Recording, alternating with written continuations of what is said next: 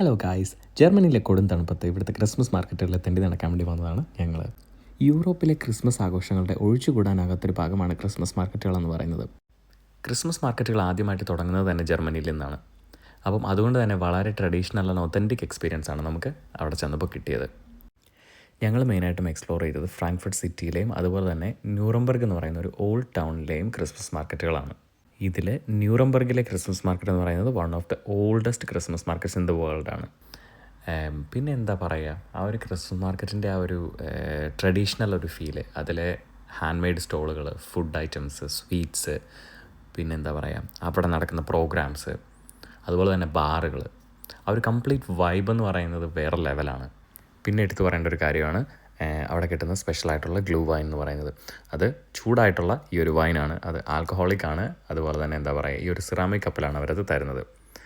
അവർ plastic cup അല്ലെങ്കിൽ disposable കപ്പുകൾ use ചെയ്യത്തില്ല, ceramic കപ്പാണ് തരുന്നത്.